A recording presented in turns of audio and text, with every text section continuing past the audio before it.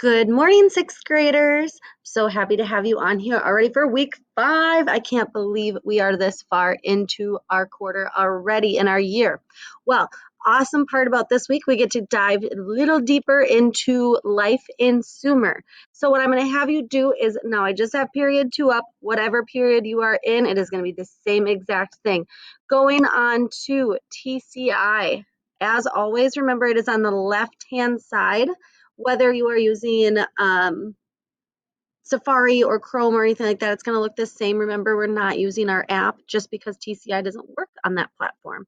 So with TCI open, you are going to be going to Lesson 5, Ancient Sumer.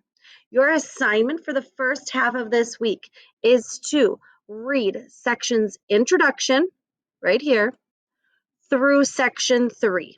On each of those sections down at the bottom, I want you to go through and answer the questions. Now, introduction only has one question. We might have a couple questions in section 1. I believe there's one question in section 2 and section 3. Go through that. You'll save your answer and continue on with your reading for the next sections. We're going to be learning about just a little bit more about Sumerian city-states. So that's about 3500 BCE. I know we've talked about that before.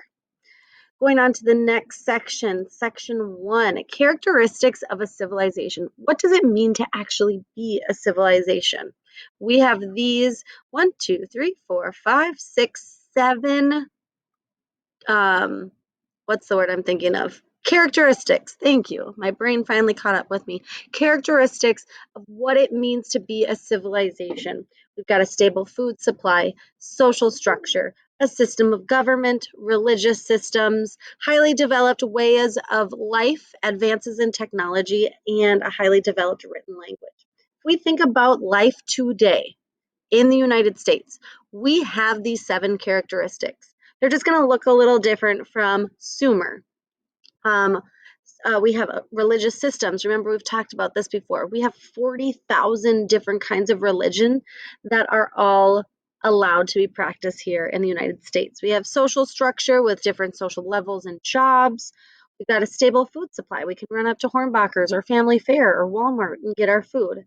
We have a highly developed way of life, which includes art such as painting, architecture, music, literature, all of that good stuff. I know I have 4 books on my desk right now that I'm dying to read.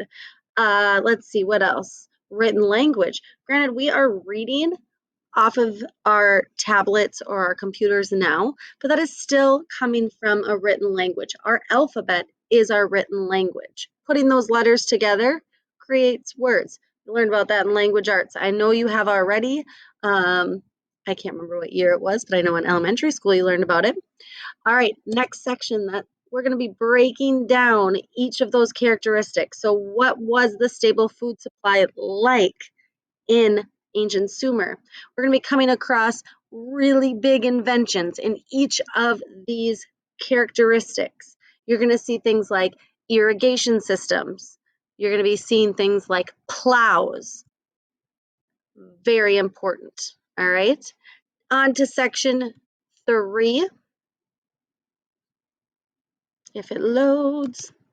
Come on, section 3. All right, there we go. Social structure.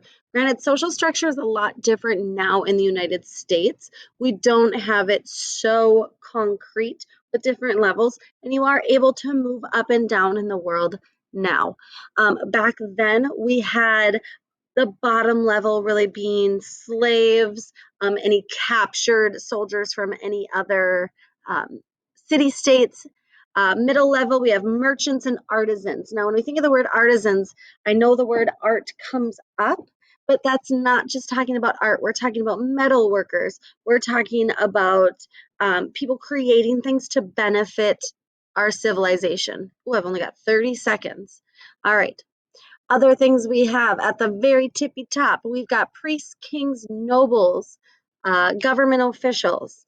You are going to be talking about and reading about these different pieces of characteristics within civilizations. Check back for your next video. Make sure you are answering these bottom questions. It'll be under the notes section in each.